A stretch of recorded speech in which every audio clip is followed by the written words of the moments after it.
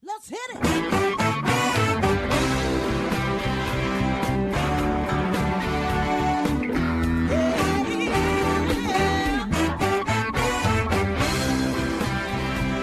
Hi, everyone, and welcome to Alzheimer Speaks Radio. I'm your host, Lori La Bey, and I'm so excited that you're joining us today. We are going to have a fascinating conversation, as usual, as we learn from people all around the world at all ages and stages of life. Stay tuned as we shift our dementia care from crisis to comfort. All right, here we go. What you think about, you will bring about dementia change. We will. Hi, everyone, and welcome back to Alzheimer Speaks Radio.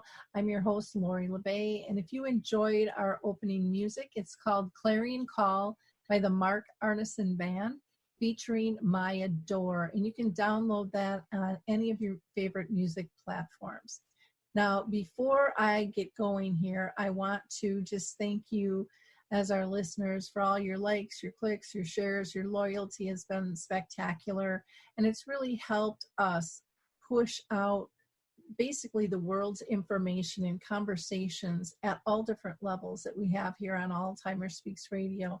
So again, I just want you to know how much I appreciate your loyalty and your kindness towards us and being part of our community, because I really truly believe that collaboration and community is the way that we are going to get rid of dementia the way we see it today, and we're going to build a much better life for everyone who is touched by it.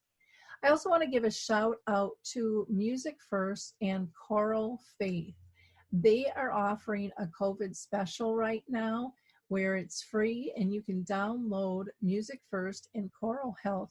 Just go to choralhealth.com /COVID-19.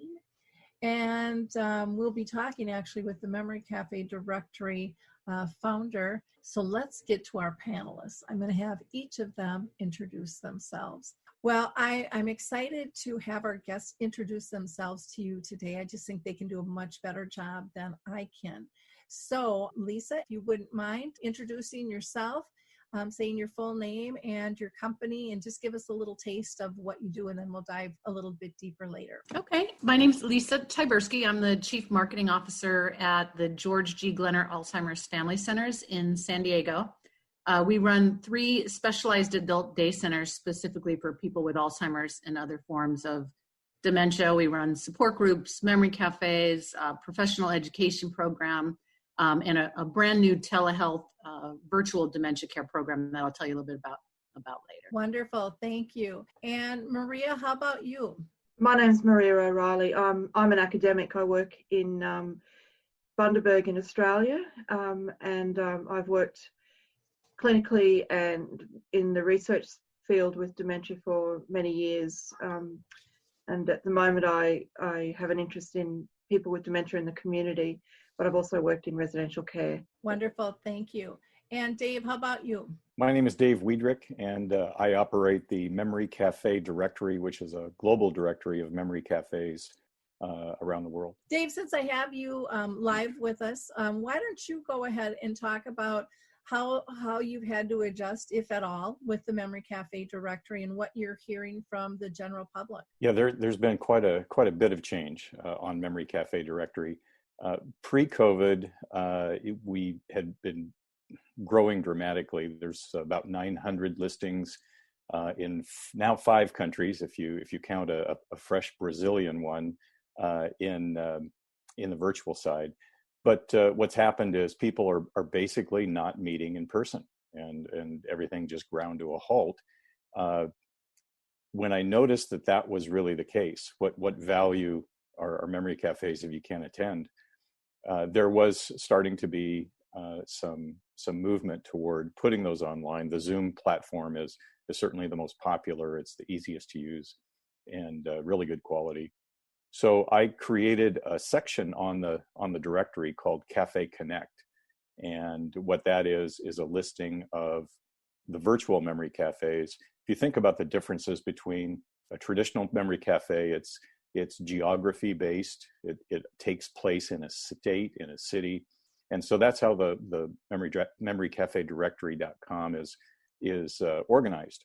Well, when that changed, virtual memory cafes, there isn't the geographic boundaries. So the Cafe Connect page is, there's close to 30 on there now, and I've got a few more to add, but it's getting a little cumbersome in that many are every Monday, second Tuesday, second and third Wednesday, and it's starting to be quite a juggling match. So a little preview, starting June 1st, I'm working on this now behind the scenes, but starting June 1st, there will be more of a traditional calendar view for all of these, so that you can see a month at a glance, a week at a glance, or even the schedule for the day. And that will be live June 1st, and much easier to accommodate, fortunately, a growing population of virtual memory cafes. I love that idea of having the calendar, because it is scrolling down. It is confusing trying to note, and for people just to be able to look. Because I know for our memory cafe, we're virtual, but we really, I think I've only had one person pop in to come and visit. And I think part of it is there's just a lot to take in. So I think the calendar setting will help with that. And the long listing, the list of entries on a page was fine when there was 6 or 8 or 10, and now there's well over 25 and close to 30. It's getting a little onerous. So that will be a much easier way for people to find it. And I'm encouraged for the future, because quickly that page became the most often visited page on the entire website, even more than the homepage. So people are searching for virtual memory cafes. They're finding Cafe Connect, and they're starting to get engaged. Hopefully that'll continue to grow. Oh, that's fantastic. I know for so many people, because I do a lot of these Zoom sessions, they're very nervous about, can I do this? Mm-hmm. And then once they're stepped through, they're like, oh my gosh. I mean, it just opens up this whole other world for them to be involved in. And building that confidence with computers is huge. I mean, I remember being fearful of, if I push a button, I'm going to lose something. And now I'm like, it's backed up. Yeah. It's there somewhere. I can search for it, and I mean, you just get more used to how they operate and not having to be as scared. And I think that in itself is huge. And then once people access that, they realize, wow, I can do this with the book club or my prayer club or my high school friends, or my peeps down the hall if I'm in a community living situation, whatever it might be, my family, my grandkids. And it's just it's really blossomed, and I can see and I hear from people, and I don't know if you hear this as well, but I mean, there just is this sigh of relief and like, thank God this is available to us. It really is something that I think will, this virtual nature of the memory cafes that we're somewhat forced to deal with now, but I think this will live on for a different reason as we go forward. I hope we can start to meet in person. I heard a stat the other day that every state, all 50 states, are in some form of reopening. Some are, of course, more loose than others, but at least that process has started, and I hope it takes place in a very safe way. So at some point, I'm very hopeful that we'll be able to get back to the regular 900 memory cafes that are listed and keep those growing. But if you think about something that really isn't part of a lot of this discussion, and that's just the overall isolation of seniors, and especially our dementia community, while 900 is great for the number of listings, not everyone in the country or the world can just drive 10 minutes and be at a comfortable location to enjoy a memory cafe. So the social isolation that actually was in place before COVID, and it's becoming a little more prevalent now, I think this will help people connect even more in the future, because if you don't have a memory cafe nearby, you might have a computer nearby that runs Zoom, and you can enjoy the company of people that are not nearby. My favorite story was some feedback I got from a memory cafe in Massachusetts, Beth Salzberg. one of her participants speaks Portuguese and was connected to the new Brazilian Memory Cafe on Zoom. And so she enjoyed a Portuguese conversation where normally it's a little difficult for her to enjoy that. So here she went from Massachusetts to Sao Paulo, Brazil, and was able to connect using Zoom. So it's something that I think will continue, hopefully long after our COVID challenges are behind us. Oh, I agree. I see this sticking with us, and a lot of people are saying that they feel now that they're going virtual, even for conferences and educational programs, that they're reaching more people than what they were prior. And their costs are a lot less, you know, because they don't, you know, they're not farting with the hotel and the food and, you know, blocking off rooms and there's so many levels to pulling some of that stuff off. And yet others are saying, well, we still want to do swag bags, and we're sending that out just as a reminder for people that, you know, this event is taking place. So everything is really changing. I think the creativity is going to be absolutely wonderful. And it'll be interesting when we measure out the support and the services serving people with dementia and how it impacts some other things that maybe we do less of in terms of travel and airports and hotels and things like that for some of the things that take place. I know in Minnesota here, we're up now to we can meet and gather in groups of 10, but I don't think our group is ready to get back together. I think they kind of want to wait because, you know, we've got a lot of people in vulnerable situations. Let's wait and see if it's going to spike. Let's not be one of those that spikes, you know, themselves personally. So kind of taking that wait and see approach. But I think everyone will be a little bit different on that. Dave, I think I forgot to ask you first off if you've been personally touched by dementia or by COVID. Well, fortunately, not by COVID-19. That's we're very grateful on that. But I do have a very dear friend who has a mother who, through the support of the family, is fighting hard to stay independent. And so far, so good with her. But I did lose an older cousin, more like an aunt, last year to dementia. So tough situation. Yeah. People are really, really struggling these days. Lisa, I'm going to go to you next and would just first like to ask you if you've been personally touched by dementia and or COVID. Luckily, COVID, no. And locally, we haven't had a lot of cases here in the town that I live in. Alzheimer's, yes, unfortunately, very, very much so. My mother had Alzheimer's and her sister as well. Her sister got it first. She was younger. She was diagnosed at age 55 and she had it for about 10 years, died at 65. And she had every ugly symptom, let's put it that way. She had a really, really tough time. My mother passed away at age 71. So she had it in her 60s. And it was, it wasn't good. Luckily she was always very sweet her whole entire life, and she stayed sweet. A lot of people's, behavior changes, of course. And my aunt, her behavior did change, and she got combative and had all of those issues. It was really tough on my uncle and my mom, because my mom was still aware enough to understand that she had it, or aware enough to know that her sister had it. And so we didn't want to tell her that we thought she was having it. It was really, really tough time.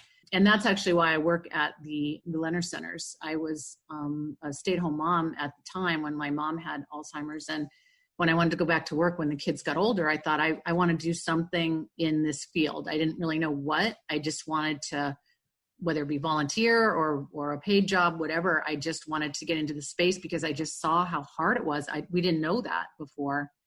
I mean, we were the typical, I think, family caregiver. That's just, you don't have those caregiving skills, right? Why would you if you've never been through it before? So gosh, if only I knew then what I know now, but anyway, so yes, in a long-winded answer to your question, we were very, very much touched by it. And now, of course, I have many friends whose parents have it and or spouses, and are always, turning to me or to my organization for help. But COVID, no. Why don't you tell us, dive a little bit deeper into the GLENNERCARE organization and what you provide, and how it's changed since the pandemic? So, yeah, I'll give you a background. We are a nonprofit organization founded here in San Diego, as I said earlier. And I do want to sort of point out why we were founded in the first place, because it speaks to what a lot of family caregivers are going through. So we were founded by Dr. George Glenner and his wife, Joy Glenner. Dr. Glenner was a physician and researcher at the University of California in San Diego, and he was focused on Alzheimer's research, but he was also a treating physician. So one night, or treating patients, I should say, and one night in the middle of the night, he and his wife received a phone call from the husband of one of his Alzheimer's patients, and the man had a loaded gun, and his solution to the stress that he was going through was to murder his wife and commit suicide. I mean, he was at his wit's end, obviously. So the Glenners were able to get the call traced. They were able to stop that murder-suicide from happening.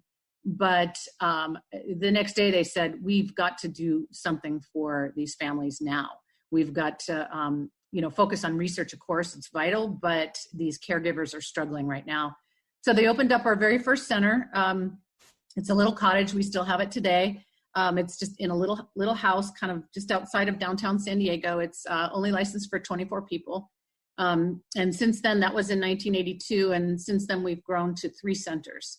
So now we have three nonprofit adult day centers specifically for people with dementia.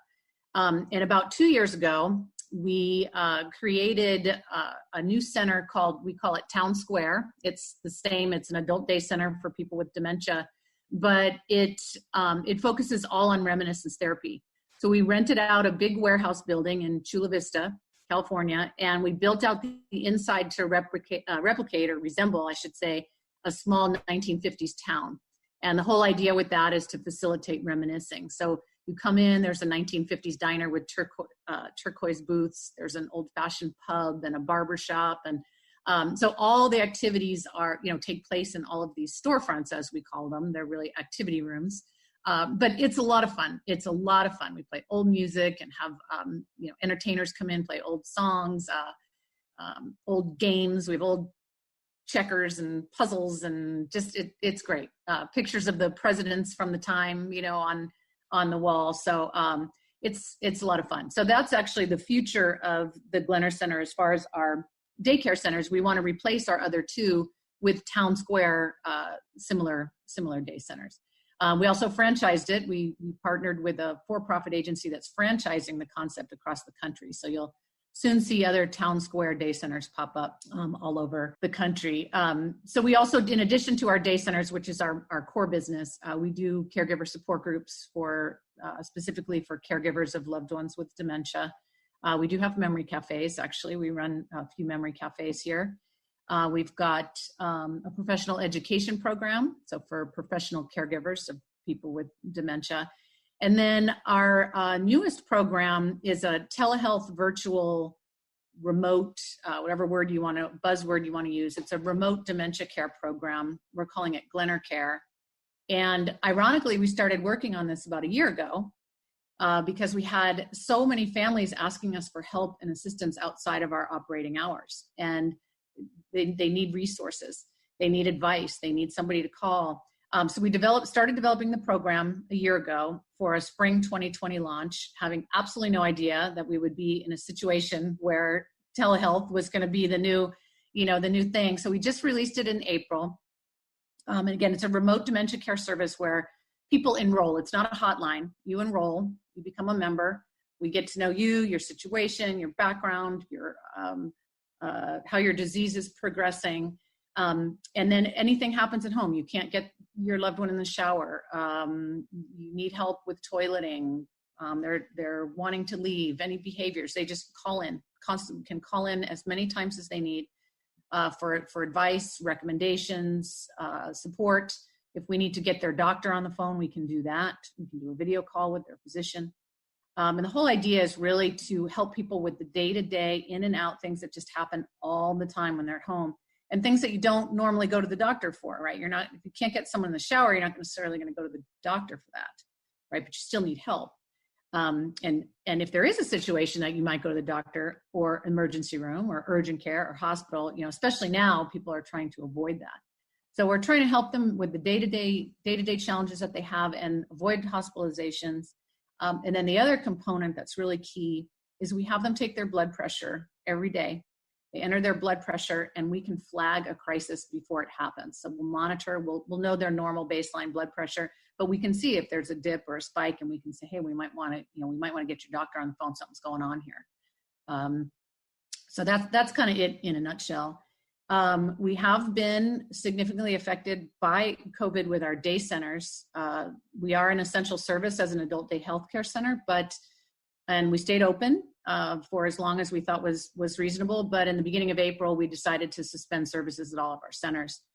We did have a few cases with staff and participants, and so we suspended services in April. So really, GLENNERCARE is pretty much our core business now. So yeah, things have changed quite a bit. Yeah, I know here in Minnesota, most daycares aren't operating. And, we're seeing a spike in the need for family for services, just like you're talking. And so it's ironic that you had that in the pipeline. It's crazy. I mean, it's really, I think some people think we started it because of the need that's out there now. And we really had launched it or started working on it a year ago. And I like to let people know that because that means we've been working on the infrastructure and the whole entire program for about a year. It's not something we just slapped together because of COVID. The timing is just weirdly ideal.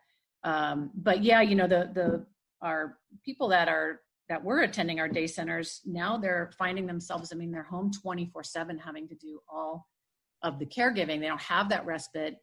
And we're finding they're getting injured too. They're trying to lift more often, help in the bathroom or, do things that they normally didn't do. And so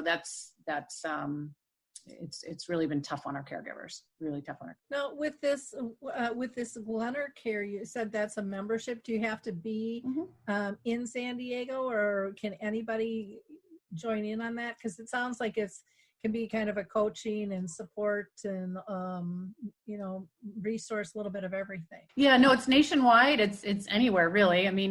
Certainly we know the resources here in San Diego the best, and most of our members so far are here. Actually, we have one in Florida that's about to enroll. But no, it's nationwide because it's virtual. We can help anybody anywhere really. Yeah, well, and sometimes you just need the main names to tell them to seek out in their own area, and people don't even know those organizations exist, and the main names, but even like trying to get somebody in the shower, or trying to get help somebody with eating, that's doesn't have anything to do with your geographical location, so we can certainly help. The way you set a table can help somebody to eat, the color of the dishes and the contrast and all those things. Most people don't know that stuff. Yeah. So just something as simple can make mealtime so much easier if you just knew it. Exactly. Well, I think that's wonderful. What kind of feedback are you getting from both families and staff with these changes? For us, for our families, our families, of course, are desperately waiting for us to open. We had some people even before we closed, they said, you guys are doing social distancing. This is great. I trust you. The benefits of my husband attending the center outweigh the risk of him potentially getting COVID. That's how much they need this. And we get calls all the time. When are you opening? When are you opening? When are you opening? So yeah, that's been tough.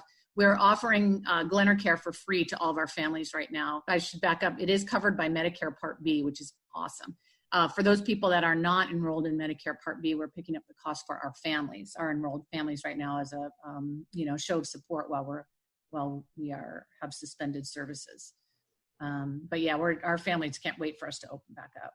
Yeah, like you said, the repercussion of it is so huge. I know I've heard from people around the country thinking, people who are living in a community, they're going to pull them out. And it's like there was a placement for a reason, people, and those things haven't gone away, and most likely the disease has progressed. It hasn't lightened up, and your level of stress has already increased just being in this mode.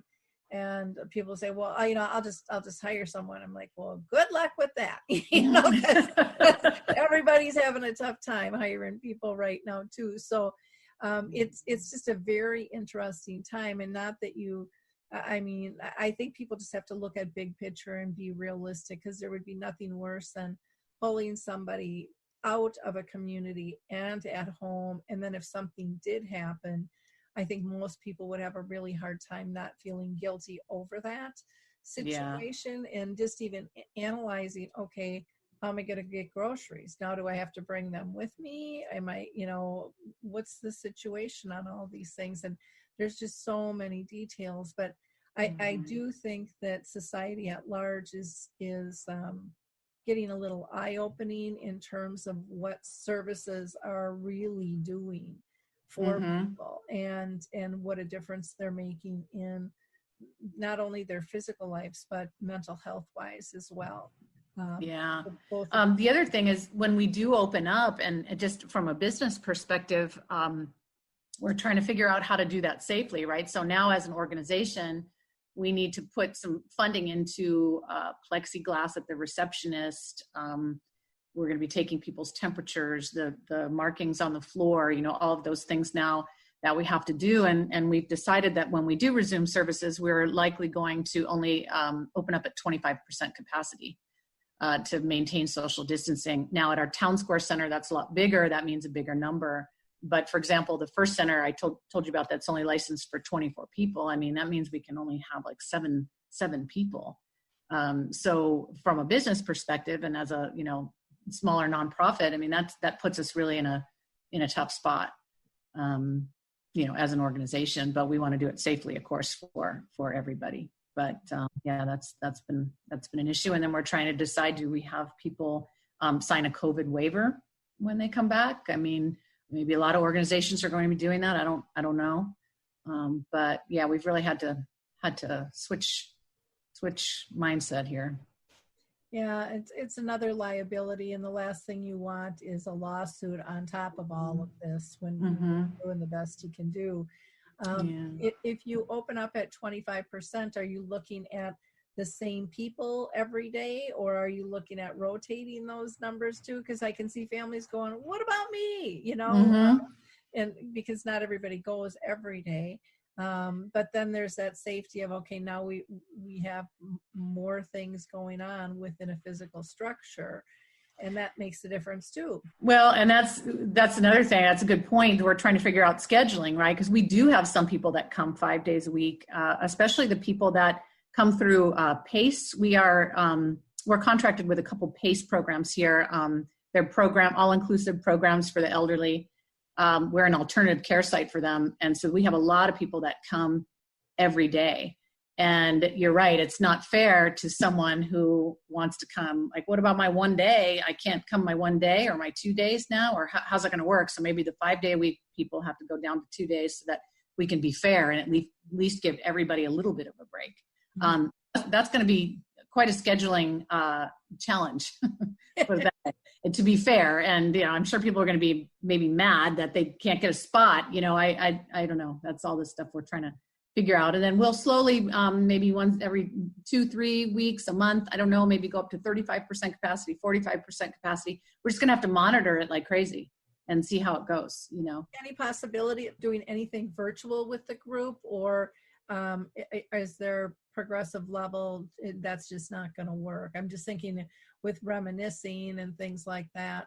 That is, we have thought of that. We were putting that together. I have our director of education and then the director of the programming and activities going to put something together and film it or do a Zoom call live. I don't know if it'd be filmed or live on a Zoom call, doing activities in Town Square, right? And just to kind of show what we do. I mean, it's not the same, but just to give caregivers at home activities, reminiscence therapy activities to do. So yeah, that's in the works too. Same with virtual support groups. We have 1 or 2 of our groups are already doing virtual support groups, which, like you were saying earlier, I think some of that's going to stick. And because, we have some people that can't come to support groups anyways because they can't leave their loved one at home. right? So actually we will offer free respite for people like that. If they want to come to the support group, we'll watch their loved one for free for the couple of hours. But some people don't take advantage of that, and then they can't come because they can't leave their loved one at home. But now with Zoom, they can do that. Yeah, it's an interesting. It's like a lot going on. To weigh it out, and then you're trying to be profitable. And I'm thinking, Dave, of you, even with your memory joggers and stuff. I don't know if you want to explain those, because that might be something both Lisa and Maria could tap into. I'd be happy to, thanks. Memory Joggers is a free activity that I make available through Memory Cafe directory. And it's based on science. I did some research and found that I think part of the reason we like trivia so much, when we recall something from longer term memory, and obviously it comes back to us and we have it now in short-term memory, every time that recall takes place, it strengthens that connection to that memory. And what struck me was that we all have these sayings, these idioms that we all grew up with, coming out smelling like a rose, or a day late, $1 short.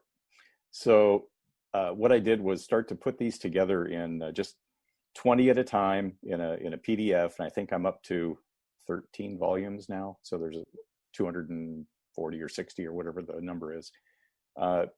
Just simple little phrases, and I've heard people use them both at home, just to engage and have some fun. Certainly in the Memory Cafe environment, it's interesting to hear how they're used in different ways. Some are, depending on the group and the makeup of the group. Sometimes it's a calm, kind of quiet, start the phrase and then just wait for people to respond. In other cases, it's a lot of fun. They make it a competition, and they'll start reading the phrase, and the first person that shouts it out, wins. And it gets pretty raucous, but it all depends. You can use it any way you like. So it's been fun to get the feedback on how people are using those, and I've got plenty in the pipeline. I'm just going to keep publishing them as I have some time to pull them together and make sure I'm not duplicating and doing all that. But if you'd like to go to the Memory Joggers page on Memory Cafe directory, they're just PDFs. You can print them, download them, whatever you like to do, and have some fun with them. Wonderful. Thank you. Lisa, was there anything else that you wanted to add on what you're doing and how you're doing it? No, I mean, I think for your listeners, certainly listeners that are not in San Diego, our daycare centers aren't going to be helpful. But to keep an eye out for other town squares across the country, because there's about 13 or so franchises that will be opening. But for GLENNERCARE, this is a real great opportunity at an extremely reasonable cost and or free if they're in Medicare, to have a care partner just at their side 24/7. I mean, they can just call anytime, like about a behavior, about any issue at any time. They can call into our team, and I think that will help peace of mind for people stuck at home, and even when things do open up, just to have a care partner there at their fingertips. So really just to get the word out that it is available nationwide. Okay, and can you share pricing on that? Are you comfortable with that? Yes, of course. Yeah. So again, if you're enrolled in Medicare Part B, it's covered. If not, it's roughly $3 a day, which equates to $91.25 a month. Okay, wonderful. Well, thank you. Which I think is a steal. Yeah. Well, yeah. It's a steal. One call when you're having a bad day. For $3, you can call 5 times a day for $3. I mean, yeah, it's great, and we're proud to. I mean, as a nonprofit, we've tried to be accessible and affordable to everyone at all times. We haven't raised our daycare rates in 5 fiscal years, which we like to shout from the rooftops, because I'll tell you that's not easy to do. Gas prices have gone up, food prices have gone up, rent, electricity, everything's gone up, and we've maintained our rates. So, well, I'm excited that you guys are franchising, because I know it's a wonderful concept, and just the name change alone.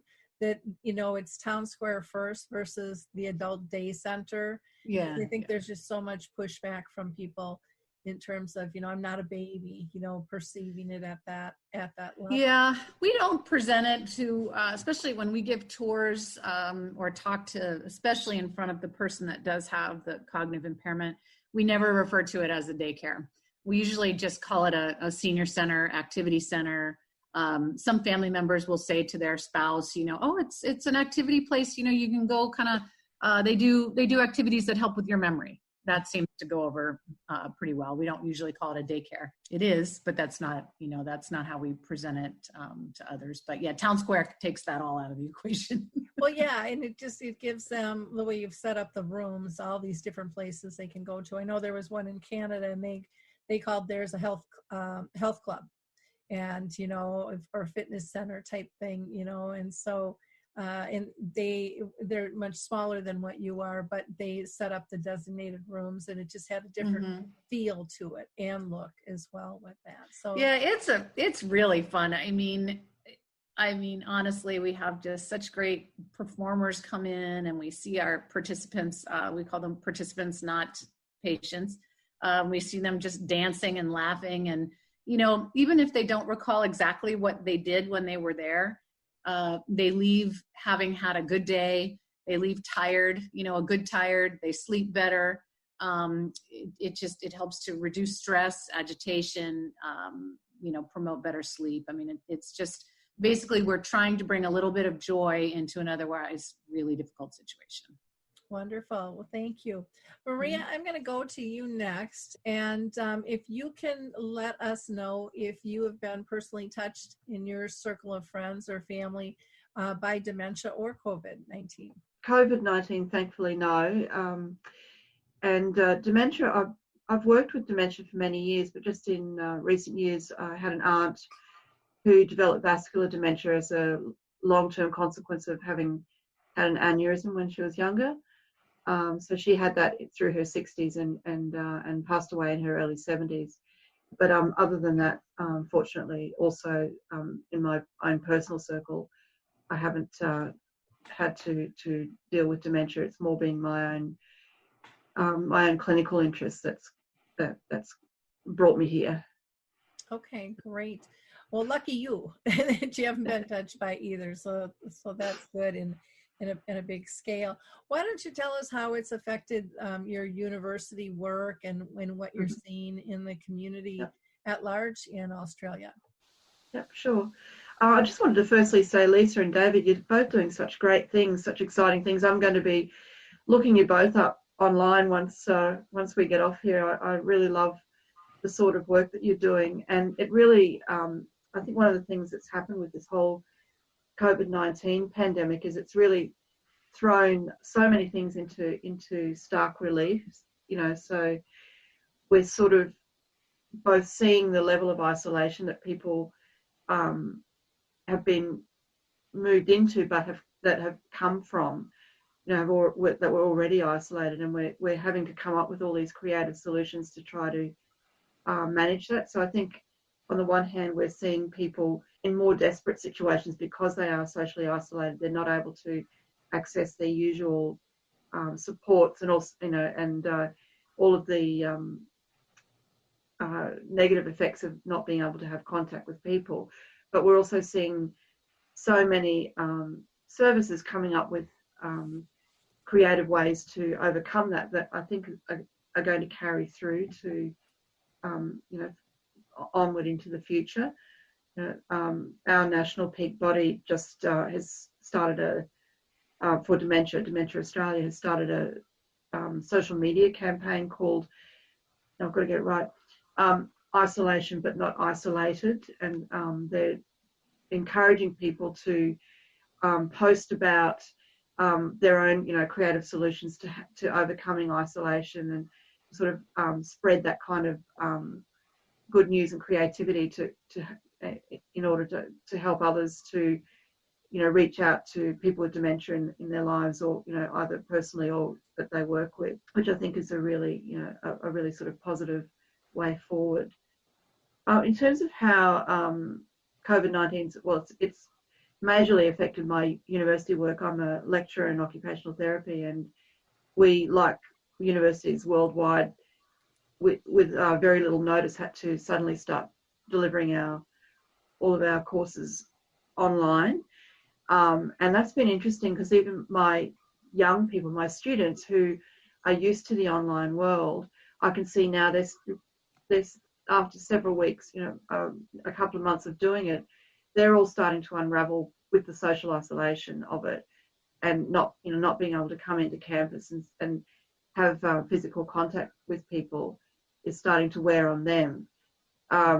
We're here in Australia, or most parts of Australia, we're gradually really lifting a lot of the restrictions, but there's still no on-campus study, and that's going to go forward through to the rest of the year as far as we can see. So I think, if it's affecting the young ones so much, the effect of the isolation on older adults would be even more marked, because if any of you have young adult children, or you'll know that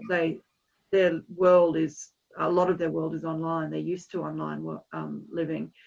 So if they're feeling that loss of contact, then those parts of our population who aren't used to being online would be feeling it even more so.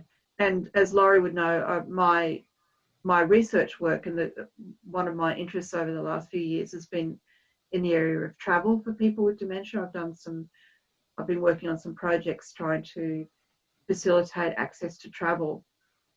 And at the beginning of the year, I got a small grant to do some work looking at, I've been focusing specifically on air travel, but I got a small grant to look at just the travel industry more generally, and how we could facilitate developing positive travel experiences in Australia for people with dementia. And we, at the beginning of March, the contract came through, and we had to sort of say, well, I think we're going to have to delay this now, because we were looking at a travel industry that is completely ground to a halt, and I'm not going to be interested in talking about one sort of subset, and also people with dementia who the last thing they were thinking about is travel at that time, because not just because of the restrictions, but because of the fact that they're a vulnerable population, and that they were hunkering down themselves. So I'm really not sure how things are going to move in that sphere as we come out of the whole pandemic. We may start, we haven't started seeing travel happening within our own country yet, and certainly international travel is way, way down the track. So it's going to be a whole new world, I think, in terms of travel, and whether people living with dementia are going to be ready to sort of dip their toes in that anytime soon. I said to someone that I'm sort of having a bit of an existential crisis about my whole area of research, because it's such an unknown at the moment. So that's one area that I'm sort of just keeping tabs on, I guess. And I guess the other thing that I've been watching with interest in Australia is also our whole situation in residential care or nursing homes, because I think, as in probably just about everywhere else around the world, because they're such a vulnerable population, there was a lot of places initially went into complete lockdown, and I've been so concerned about what was happening inside those homes with the people, the residents with dementia, and were they getting the care that they needed? Because there was initially, by complete lockdown, that meant like no outside visitors at all. There were a lot of places that weren't letting in extra contracted carers or allied health. They weren't letting in anybody outside of their own facility, and that was becoming very distressing for me, just thinking about how life was going for those people. And there's started to be a conversation now about the need for all residents in nursing homes, but and particularly people with dementia, the need for that social contact. And they just released some national guidelines about accepting visitors in in nursing homes, and it was contributed by a number of bodies, and basically taking a human rights approach and sort of saying, well, that they need to be allowed access to visitors, and it's more about, okay, let's talk about how we can make it safe for visitors to come in and have contact, and if they can't physically come in, what are the alternative options? So you're talking about things like using Zoom or window visits or outdoor visits, if not indoor visits. So, and we actually, I mean, the situation, people were becoming so concerned about it that our Prime Minister actually sort of basically addressed nursing homes and said, look, you know, you need to start thinking about taking visitors again. So that's kind of where that national conversation is. But I mean, and in amongst that conversation, we have had two clusters that have been related to nursing homes, and we've just had another. There's a nursing home that's being watched very carefully in the north of our state because a visiting staff member was diagnosed with COVID-19, and so they've put into place some, social distancing measures very sort of fairly immediately in that place. So there's still always that concern about the vulnerability in those settings. Yeah, well, I think I've talked myself out there. Have they addressed anything in terms of funds? Because I was just reading a report, I can't remember if it was one of the McKnight reports or not, and just the headline said, one COVID in a nursing home or assisted living triples their cost of functioning.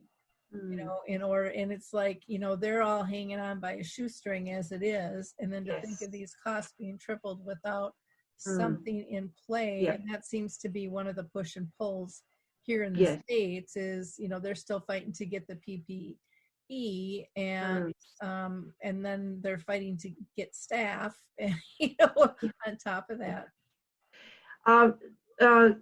Interestingly, no, there's been very little conversation about that. And you're right, our aged care facilities have very, so hanging on by a shoestring, so to speak, and there's a lot of, most places have got not the bare minimum, but there's been a lot of conversation in recent years about, staffing levels within aged care, and actually we're in the middle. It's quite interesting. We've been in the middle of a royal commission into aged care at the moment. I don't know quite what's happening to it. I'm presuming it's on hiatus, and that's one of the issues that it's been investigating is the staffing ratios, but there has been very little attention actually paid to that, funding to aged care and the costs of these extra care requirements, and that's one of the things that was why I has kept me awake at night, and to a certain extent, because we also know that people living with dementia, they require extra care, and one of the things that was highlighted was that often a lot of there were a lot of volunteers and visitors coming in, or family members who are kind of providing that extra care for these residents, and they weren't able to get that access through the lockdowns. So I'm just I'm going to be watching this space quite carefully to sort of see how people emerge out of the whole process, in terms of where how are these residents with dementia, I'm worried that they're absolutely going to deteriorate over this time if they're not getting the extra stimulation and care and attention that they really require. You had mentioned, like with your students, that okay, 2 months is enough. It's building up. Back to normal. And what we're seeing here in the States is, some memory cares are saying we're not going to isolate them in their rooms because they're not going to stay because they don't understand. And then others are really trying very hard to do that. And so there's all different kinds of approaches, but we've had some significant breakouts here in many of our care communities. And, you know, what I keep hearing is still there's not enough PPE. We don't have a place to be able to isolate these. We need more funding to be able to take care of this.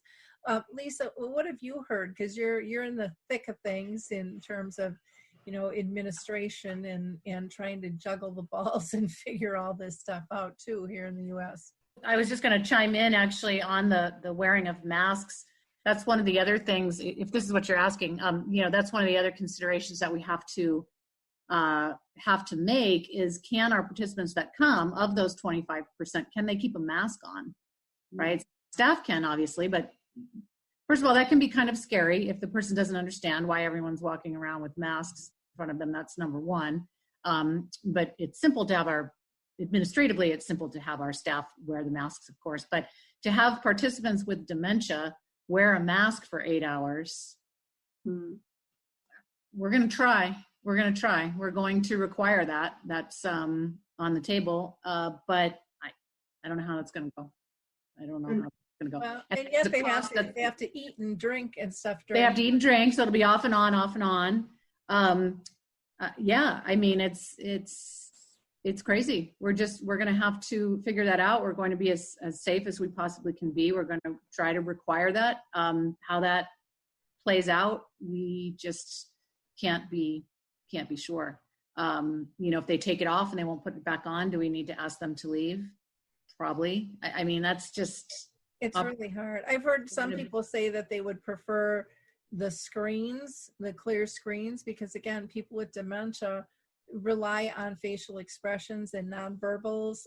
I had somebody on from the Netherlands, and they said they're doing like big photos, like 5x6 photos at least in size, and they're, you know, being pinned to their uniform so somebody can look at a photo. But again, it's with dementia, is that going to connect to that's who's behind the mask, you know? Yeah. That's a whole nother thing. I was talking to this is outside of work, but I was talking to a guy the other day, had a baseball hat, sunglasses, and a mask, right? I mean, if I had to swear on my children's life to recognize that guy again, I couldn't.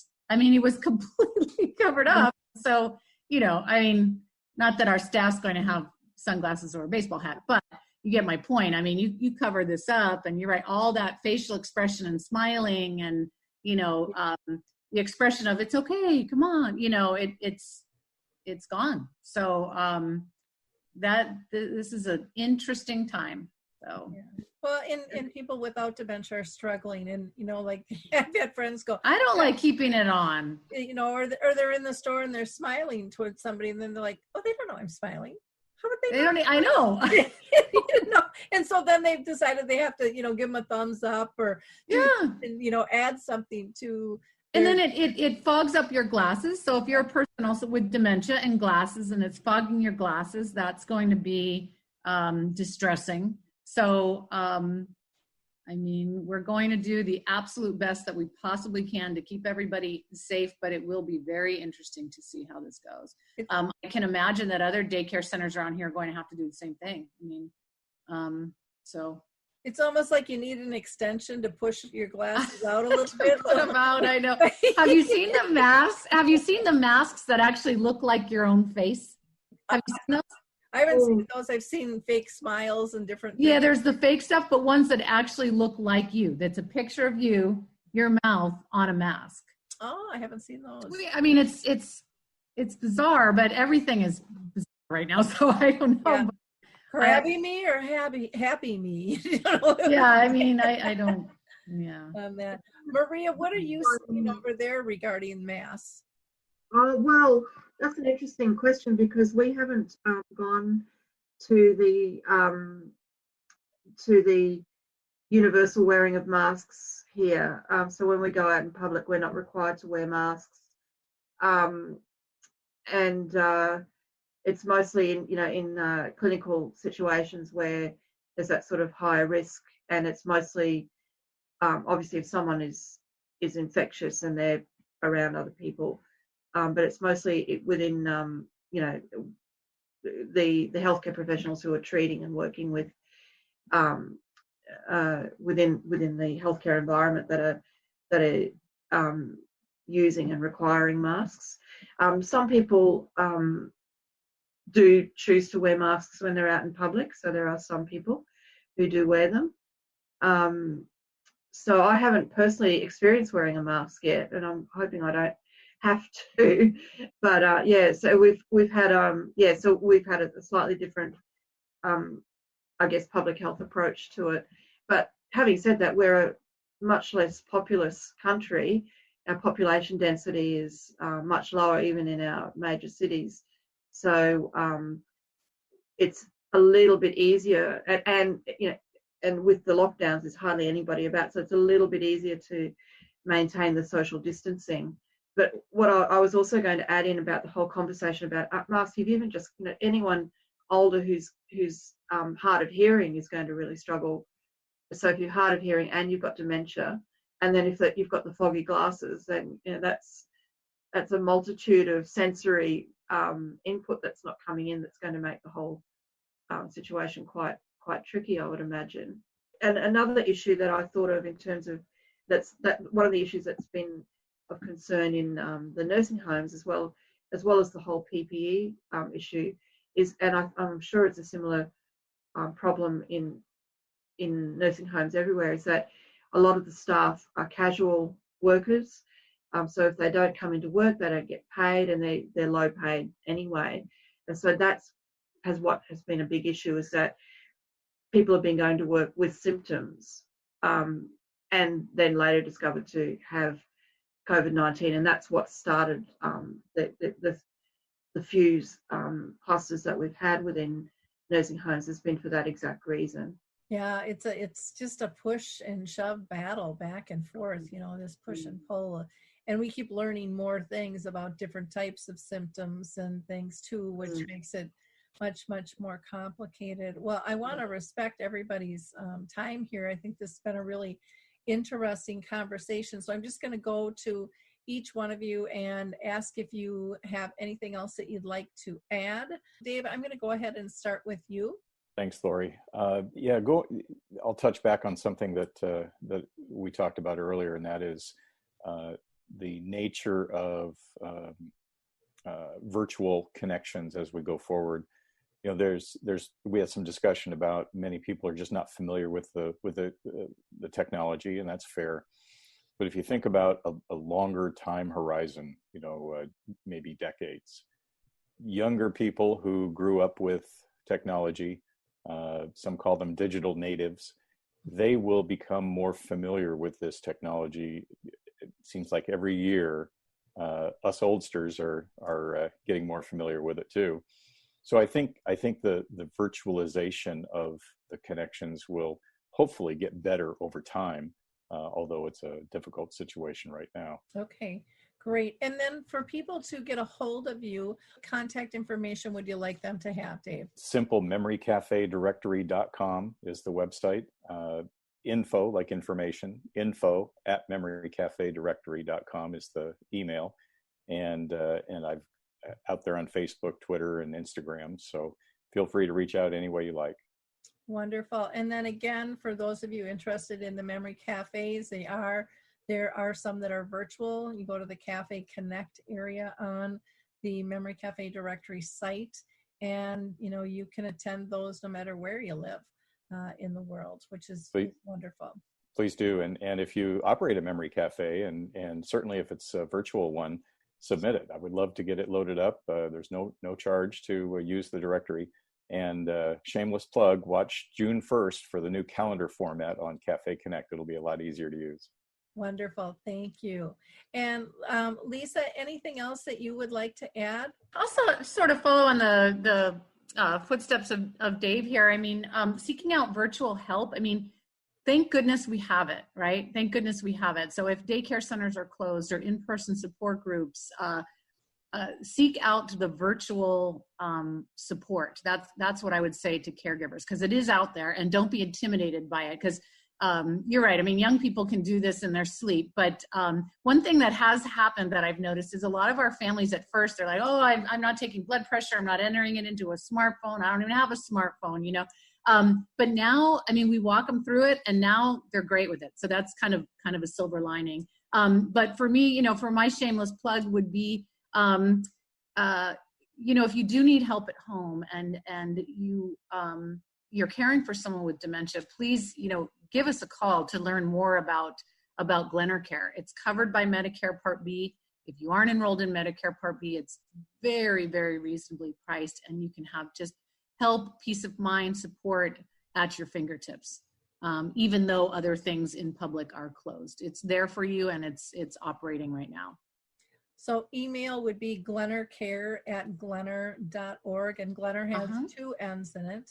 And then the website, of course, is glenner.org. Glenner.org, and then you can see all our services, and you would just drop down to the GLENNERCARE page.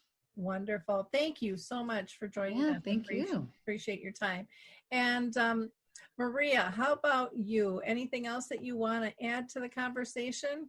I just wanted to say that I think it's really exciting, the innovations that we've all been making online in response to this pandemic. I think it's pushed people to really become creative, and I hope that a lot of those innovations will continue.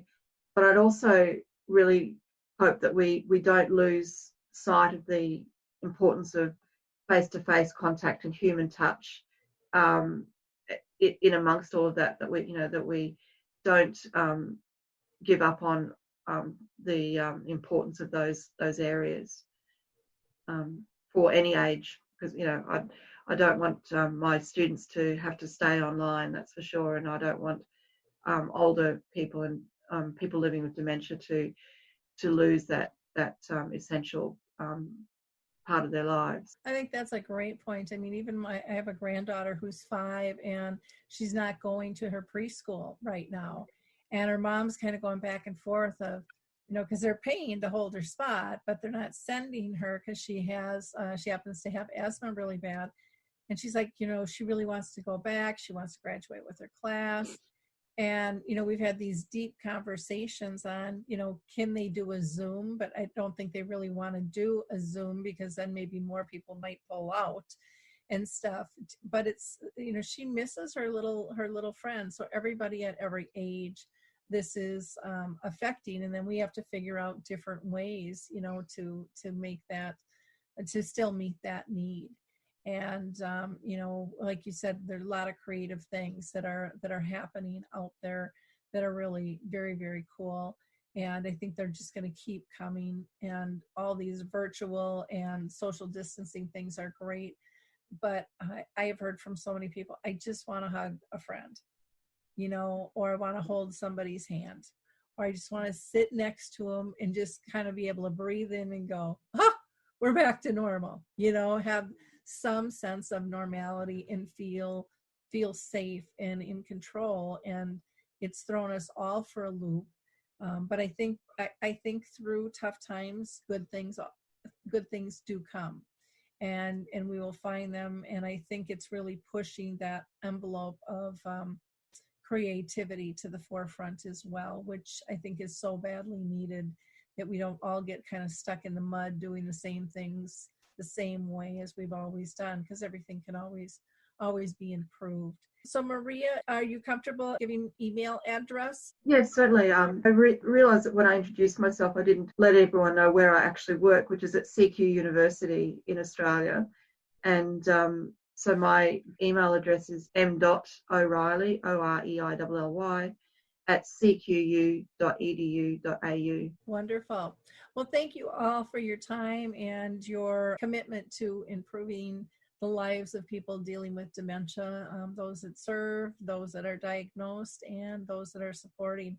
You're all really making a great difference. And I'm so thankful that you were willing to share what you're doing, because I think that's the way we empower people, is to just have honest conversations of the good, the bad, and the ugly, what's working and what's not. And I think it's inspiring for people to be able to hear voices around the world. So in wrapping up, I just want to thank all of our panelists as well as our listeners here. I hope you found this a valuable conversation. I know that I surely did.